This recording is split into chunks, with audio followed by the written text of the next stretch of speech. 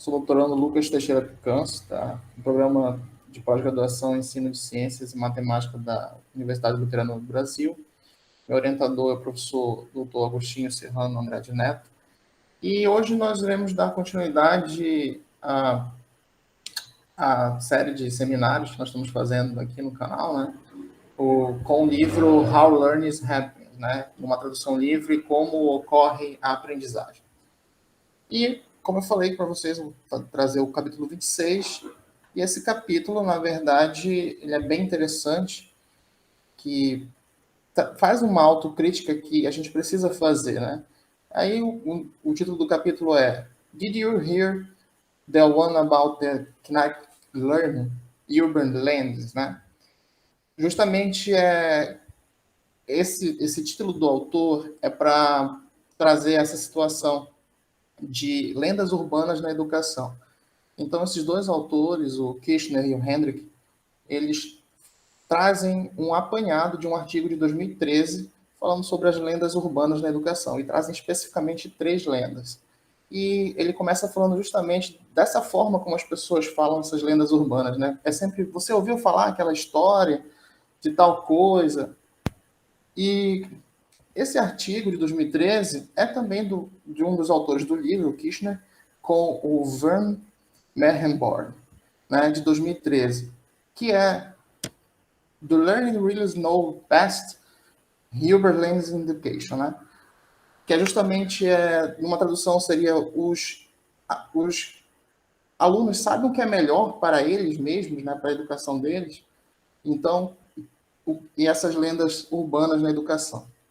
É um artigo bem citado e, para falar a verdade, ele traz uma revisão teórica bem grande, bem interessante, uma revisão da literatura que é bem interessante de ler, com várias aplicações e desmentindo aquilo que a gente acaba tendo como verdade absoluta, né? Na educação, talvez por modismos, ou por querer se enquadrar nessa era tecnológica. Enfim, esses pontos são bem interessantes. E justamente o primeiro ponto que ele coloca é o que é uma lenda urbana. Bom, no Brasil a gente não está muito acostumado com o termo de lenda urbana, né? Pelo menos não na região que eu vivo, enfim, no Amazonas, porque as cidades são pequenas, enfim. Mas essa questão da lenda urbana, para a gente é mais a lenda folclórica, né? Mas o que seria uma lenda urbana? Não tem nada a ver com folclore. Nos Estados Unidos, por exemplo, nós temos o que, para esse autor, uma lenda urbana é uma história duvidosa, amplamente divulgada, mas que, de certa forma, é plausível, né? Ela pode ter ocorrido. E aí ele traz o exemplo, 2 exemplos interessantes. O primeiro é, no caso, o poodle, e dentro de um micro-ondas, que uma senhora foi, enfim, e foi passear com o seu poodle toy, e esse bichinho acabou molhando, e para secar ele, ela colocou dentro de micro-ondas. E o autor ainda faz uma brincadeira dizendo que antigamente, bem antigamente, era secadora, não era nem micro-ondas. Mas é interessante observar que o The New York Times traz uma matéria sobre um poodle que foi colocado. Em 93 ele fala sobre essa questão dessa lenda urbana, como ele teria surgido. Então é interessante observar que na cultura americana essas lendas urbanas estão muito presentes. Outra lenda que chama muita atenção também é os alligators, né? Da Flórida, que foi levada para Nova York, e aí ele caiu, foi jogado no sistema de esgoto, e lá ele se proliferou. Até gerou filme. Eu lembro de filmes dos anos 90 que eu assistia com a família sobre o alligator, né? Então, existem essas lendas urbanas. Mas o que seria uma lenda urbana na educação? O autor fala que uma lenda urbana na educação, por exemplo, é que crianças, bebês que escutam Mozart, por exemplo, ou música clássica, se tornam mais inteligentes. Isso é um exemplo de uma lenda urbana. Não há nenhuma comprovação científica. Então, é nessa vibe, nesse nicho que o autor traz as suas considerações. Então, nesse capítulo desse livro, ele faz um resumo de 3 lendas urbanas em educação. Quais sejam? Essas três lendas urbanas estão interligadas com a natureza dos alunos. Como assim? A primeira lenda: crianças como os nativos digitais. A gente já está ouvindo muito tempo falar isso. Eu até uma certa vez estava em um evento religioso em Manaus, no Natal, e aí o pastor falou assim: por favor, irmãos, tirem os flashes das câmeras para atrapalhar aqui e tal. E se você não sabe mexer no seu celular, dê para esse menino de 8 anos no seu lado, que ele vai com certeza saber. Isso revela que, na verdade, as pessoas têm essa ideia de que as crianças estão intimamente ligadas com a tecnologia. Bom, mas estar intimamente ligado com a tecnologia não significa que elas conseguem aprender com a tecnologia. Pelo menos não de forma eficaz. É isso que o autor está trazendo, é uma crítica que ele traz. A segunda crença é que os alunos têm estilos de aprendizagem específicos e que a educação deve ser individualizada. Ou seja, enquanto professor, você tem que saber qual é o estilo de aprendizagem do seu aluno e, dentro de todo o seu tempo livre que você tem, com certeza, estipular uma forma de fazer com que ele aprenda dentro desse estilo de aprendizagem. Ou seja, tornar o ensino cada vez mais individualizado. Não que isso seja impossível, mas é praticamente improvável de acontecer, tal como nós temos hoje o sistema educacional. E a terceira lenda alunos devem ser vistos como educadores, autoeducadores, ou seja, ter total controle, o máximo controle sobre aquilo que eles estão aprendendo. Ou seja, ter o controle total de sua aprendizagem. Então, vamos à primeira lenda, nativo digital. Primeiro, o que é esse termo? O que o autor fala sobre esse termo? Primeiro, ele fala que é uma alegação incorreta que as crianças, que os autores trazem, aí, o Kirchner e o Hendrick, que as crianças de hoje são diferentes das gerações anteriores. Bom, a gente pode até explorar, por exemplo, ou do ponto de vista biológico, a evolução, não dá para dizer que o cérebro humano teve consideráveis alterações no último século. Não tem como fazer essa comparação. E dizer isso talvez seja falacioso. Mas então, o que está acontecendo? Se a gente pegar, esse aqui é um pequeno desenho que eu trouxe, né, para mostrar como é que foi a nossa evolução, né, de hominídeos ao que alguns autores estão chamando de geração Z. O nativo digital, que foi quem primeiro cunhou esse termo foi o Prensky, e no artigo original de 2013, o Kirchner e o Van Morenburg, ele fala que, na verdade, o Prensky ele fez isso baseado no que ele viu, no que ele viu em crianças. Então, ele disse assim, olha, ele viu crianças cercadas ali, todas juntas, né, usando computadores, videogames, música players digitais, videocam, celular, e todos os outros brinquedos ali em 2001. E aí, então, ele presumiu, ele assumiu, na verdade, como sendo verdadeiro, que eles realmente estavam sabendo o que estavam fazendo e que também estavam usando de forma eficaz aquela tecnologia. E que seria muito bom projetar uma educação onde eles pudessem fazer isso. Aí surgiu essa ideia de nativo digital. E evoluiu para a ideia de Homo sapiens, né? Mas se você observar, a gente está meio que evoluindo. Quantas pessoas já não sofreram grandes acidentes, graves acidentes por causa de justamente estar distraído com o celular? E essa postura que nós estamos vendo na fotografia aí, é justamente o que está acontecendo hoje. As pessoas estão cada vez mais concentradas num pedaço de metal e plástico e vidro, enfim, que é o seu smartphone, e menos uns aos outros, né? Estão sempre ali no mundo virtual. O virtual inundou o real. E isso está acontecendo com as crianças. Mas o porquê que isso interfere ou pode interferir no espaço educacional? É justamente a primeira lenda, crianças como nativos digitais. Quais são as críticas desse autor para isso? Primeiro, nativos digitais não podem aprender em nosso atual sistema educacional e, portanto, devem ser ensinados de forma diferente porque pensam em processar informações de forma fundamentalmente diferente de seus antecessores. Essa é a máxima dessa questão dos nativos digitais. Só que ao considerar isso, a gente vê, a escola está no século XIX, o professor está no século XX e o aluno está no século XXI. Está todo mundo desconectado nessa história. O problema é que, se você parar para pensar, e é isso que os autores trazem, na verdade um chamamento a se pensar no processo, é que eles questionam isso. Brincar com tablets é diferente de aprender via tablets. Isso é importante. Instagramar uns aos outros é diferente de se comunicar e colaborar para aprender. E justamente os autores, o Kirchner e o Van Mallenberg, em 2013 já teciam essa crítica e questionavam se as crianças realmente sabem usar a tecnologia para aprender. Para entretenimento, isso com certeza. Eu tenho sobrinhos de 2, 3 anos que falam, pula, vovó, pula, porque pula o comercial, é só clicar aqui.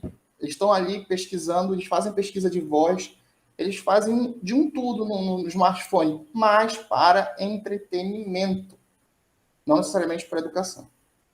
Daí nós chegamos à seguinte situação. Just Google it. É só jogar no Google e pronto, seus problemas estão resolvidos. Só que a gente precisa lembrar o seguinte, nós temos um problema real sem saber em quem confiar. Esse é o ponto.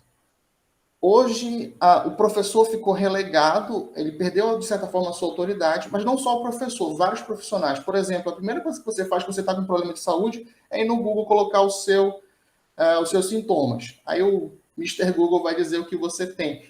Só depois você procura a segunda opinião, que nesse caso é o médico. Esse é um apontamento que eles trazem, que os dois autores do artigo original trazem, como está ocorrendo hoje.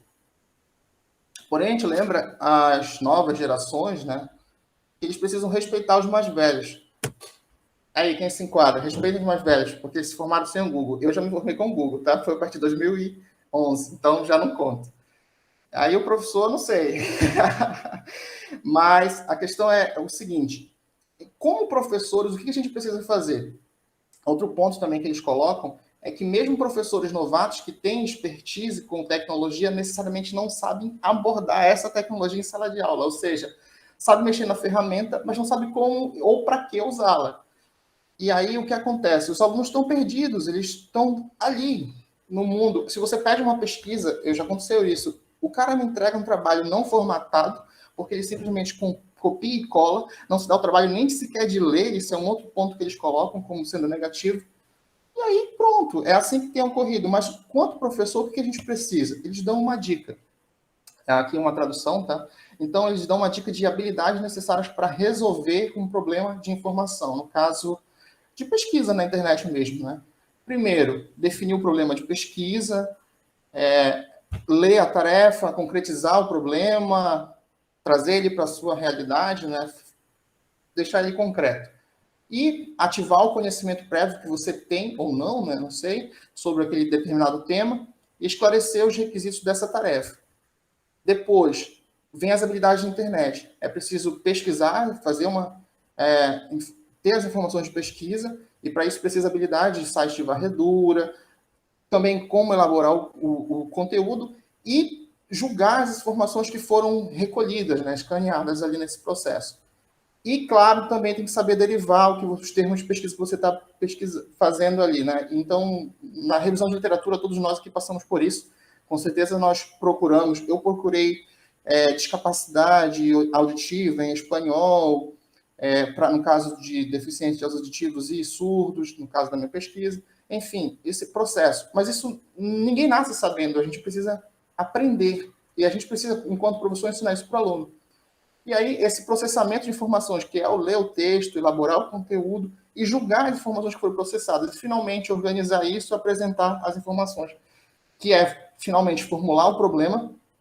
Primeiro, ele é definido, depois ele é formulado, ou seja, como ele vai ser apresentado. Delinear, né, o produto final, estruturar ele e formular em forma de texto e, finalmente, elaborar sobre o conteúdo. E entregar, que é o ponto máximo que a gente quer do nosso aluno.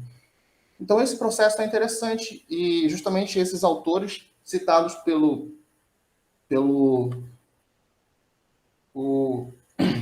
Paul, né? O Paul, que eles trazem justamente esses pontos que eu coloquei aí. Mas quais são os outros riscos? Segundo o Kirchner e o Van Mallenberg, a primeira é, as crianças usam as informações que encontram de forma passiva. Né? Segundo, simplesmente, principalmente fazendo Ctrl+C e Ctrl+V, copiando e colando, nem mesmo literalmente sequer transcrevendo a caneta e papel ou teclado. Ou seja, não se dá o trabalho nem sequer de pelo menos ler e escrever ou digitar aquilo, é só Ctrl+C mesmo. E aí eles vão navegando de hiperlink em hiperlink, de uma informação aparentemente interessante para a próxima, sem entender a estrutura subjacente do conteúdo. Esse é o ponto que eles colocam aqui. E isso, com certeza, faz sentido. E os alunos, então, precisam, não processam as informações, portanto, não aprendem. E aí, quando a gente vê, o aluno está assim, ó, cheio de caixa aberta e simplesmente a tela azul da morte. Né? E aí vem uma situação importante. O que de fato tem acontecido com essa geração que espanta a gente é que eles conseguem mudar de tarefa muito rapidamente. Mas não que necessariamente eles consigam se concentrar, ou seja, são multitarefas. Isso é um mito, segundo esses autores. Né? Por quê?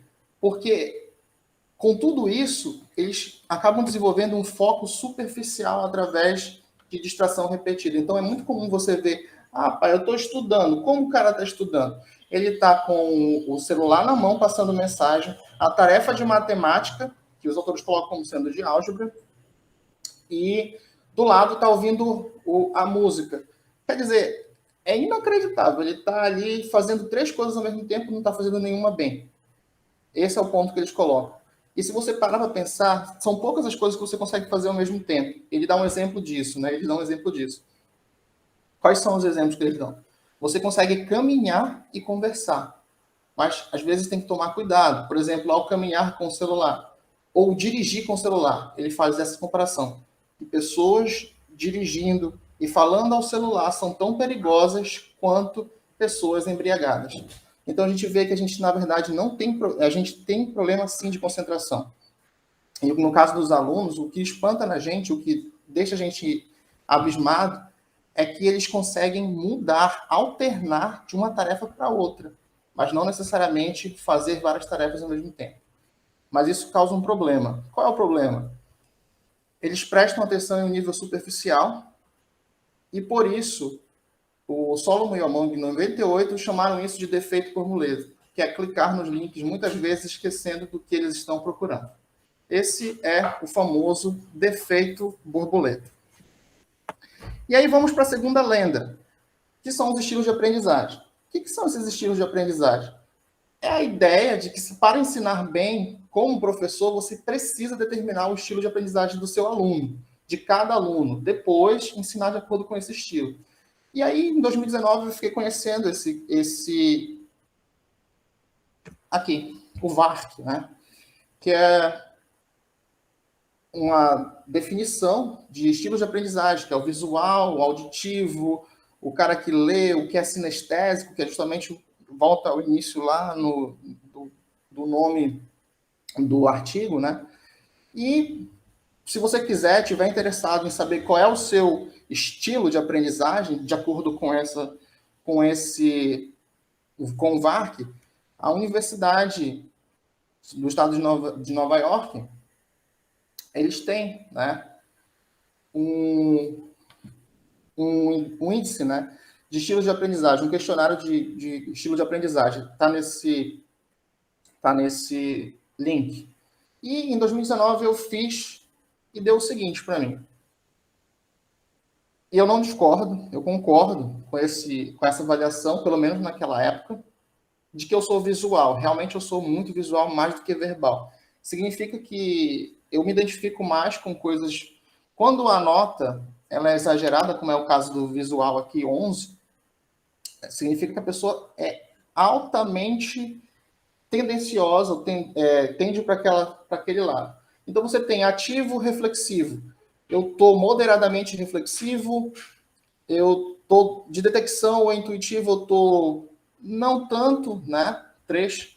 Então, de 0 a 3 não é muito, de 5 é mais ou menos. Agora, passou de 5 para lá, ali é totalmente ligado naquela situação. Então, eu sou visual. E é verdade, quando eu aprendi na faculdade, eu usava muito vídeos de mecânica, principalmente, eu usava o universo mecânico, né? E eu aprendi muita coisa ali com aqueles vídeos que são antigos demais. mas são bem interessantes, trazem até derivadas integral, enfim. Então, eu concordo com essa avaliação. Porém, saber disso me ajudou enquanto indivíduo, que eu fui procurar meio que de forma autodidata. Mas existem críticas a esse sistema. Quais são as críticas? Primeiro, os autores trazem essa situação. Você tem os alunos e você tem alunos diferentes e você tenta encaixar eles de acordo com diversas características, visual, auditiva, sinestésica. Quando você vai observar, você está discriminando, discretizando, fazendo divisões entre os alunos, tentando enquadrar eles nisso que ele chama de learning em pigeonholes, que significa, na verdade, um processo que tenta classificar entidades díspares. Se você observar, tem 2 pombos ali naquela casinha da frente, que é justamente a ideia que nós temos aqui. E adivinha onde eu fui procurar esse conceito que não tinha tradução em português? Na Wikipedia, claro, né? Mas a ideia é justamente a seguinte: esses estilos de aprendizagem são contraproducentes. Foi feito um levantamento, e eles trazem isso, né, na literatura, que existem pelo menos 71 estilos de aprendizagem. 71. E se você observou, eles estão de forma dicotômica ali, né? Ou é um ou é outro. Então, a combinação possível desses 71, se a gente for assumir essa situação de que pelo menos 2, né, entre eles, ou é o visual ou é auditivo, por exemplo, se a gente pegar todos esses estilos, 2 a 71 é maior que o número de pessoas no planeta Terra. Agora, você observa, enquanto professor, se isso é plausível de ser feito. Não é. Você não consegue determinar o estilo de aprendizagem de um aluno e adequar a sua abordagem metodológica, didática, enfim, para aquele estilo. Daí, então, isso não faz sentido nenhum, mas também é impossível de ser feito. Existem pesquisas indicando que combinar assuntos com estilo de aprendizagem realmente não leva ao melhor aprendizado. E evidências para estilos de aprendizagem simplesmente não existem. E os testes, né, de LS, de Learning Styles, eles não são confiáveis, pois se uma semana você tem um resultado e outra semana você pode ter um resultado diferente. Mas eles servem para aquilo que eles são feitos para fazer, né? Foram feitos porque eles foram feitos, né? Que é justamente ser um teste sem necessariamente não é um retrato fidedigno do aluno em si, mas de um instante em qual ele está vivendo. Então, provavelmente, como eu fiz em 2019, aquele teste, se eu fizer ele hoje, não tive essa curiosidade de refazer o teste, mas pode ser diferente, pode ser bem diferente do que lá. Que significa o quê? Que eu mudei? Com certeza, eu posso ter mudado. Enfim, mas esse ponto que os autores colocam, que eles não são confiáveis, justamente porque tem um probleminha aí. Se você observar, você está assumindo que as informações que a pessoa te deu são verídicas, quando podem não ser. Só aí já temos uma quebra. A pessoa pode ter ficado intimidada com tal ou tal resposta, disse, eu realmente gosto de aprender com vídeo, mas eu não vou colocar isso não, acho que ele vai pensar que eu sou idiota. Aí ele vai colocar outra coisa. Só nesse momento já quebrou toda a fidedignidade de um teste desse. E o autor coloca que a única evidência aceitável é essa daqui, que existe uma correlação entre a abordagem visual para um aprendiz auditivo e uma abordagem auditiva para um aprendiz visual. Essa foi a única evidência encontrada pelos autores, que foi trazida por Pachler e colaboradores, que é uma pesquisa bibliográfica, né?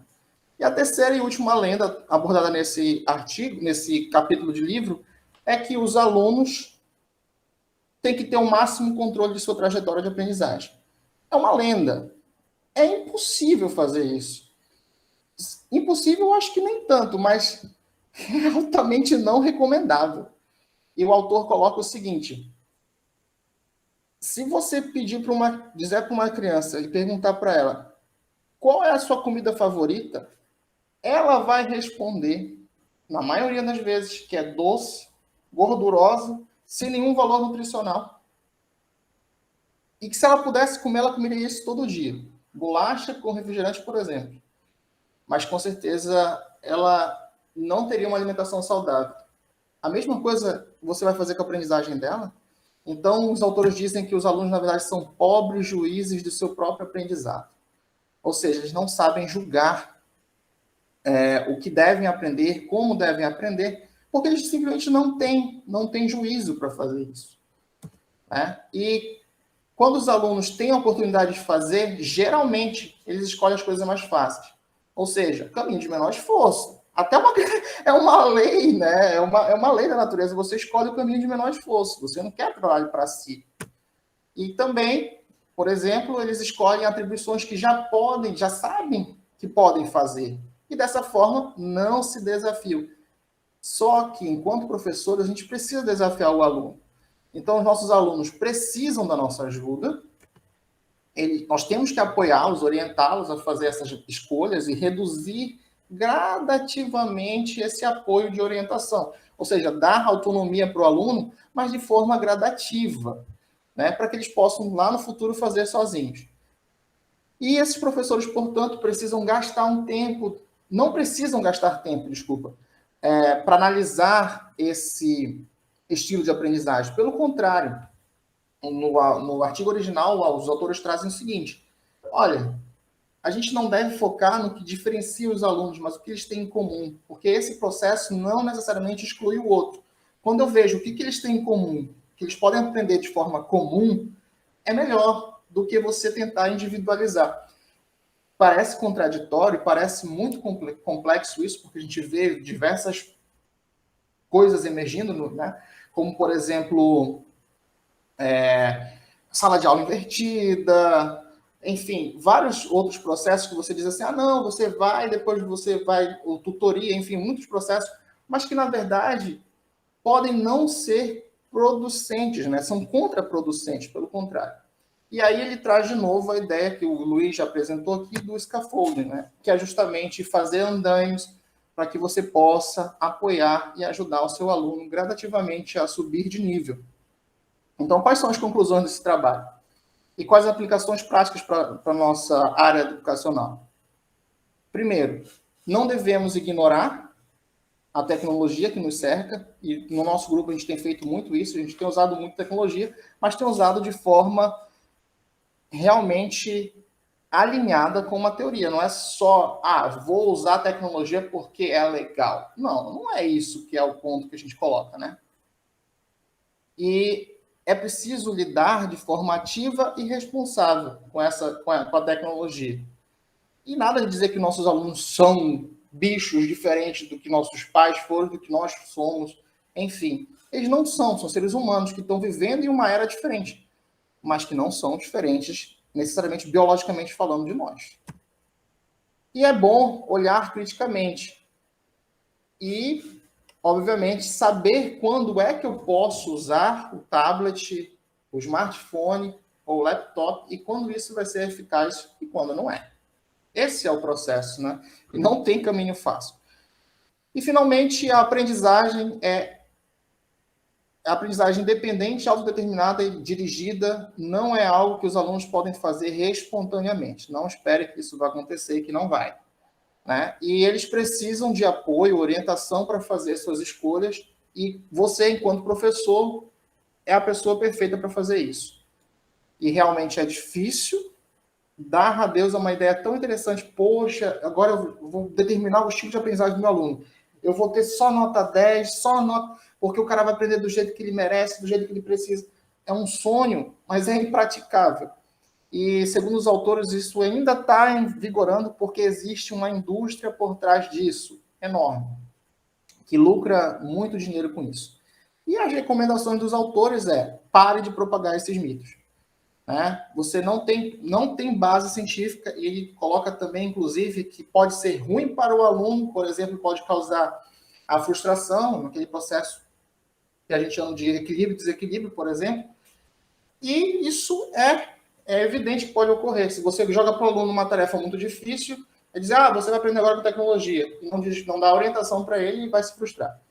E isso também coloca em xeque a nossa área da educação, dizendo, ele presta essa crítica, que ao invés de ajudar, pode piorar e muito. E temos que ter cuidado, né, com essa autodeterminação, né, incluindo o aprendizado autodirecionado e autodeterminado. Os alunos devem adquirir essas habilidades com seu apoio e sob sua orientação. Trabalhe com os alunos na busca de informações na web, ensine-os a julgar, esse é o ponto principal, sobre a confiabilidade, porque a informação não é conhecimento, né? E os alunos são frequentemente pobres juízes de como eles devem aprender. E as escolas devem, por exemplo, manter uma liderança de pesquisas, né? E agir como um bloqueio contra esses mitos urbanos da educação, que, como os autores colocam, e eu volto a dizer, é melhor ler o texto original, né? Porque ele traz uma referência teórica muito grande sobre que pesquisas corroboram ou não esses mitos, né? Nesse caso, não corroboram, pelo contrário. E as nossas referências são essas, o capítulo do livro e o artigo original. É isso. O que vocês acharam aí das ideias do autor, é o que nós queremos ver no comentário do vídeo. Tá? Então, deixe seu comentário e curta e compartilhe o vídeo e se inscreva no canal.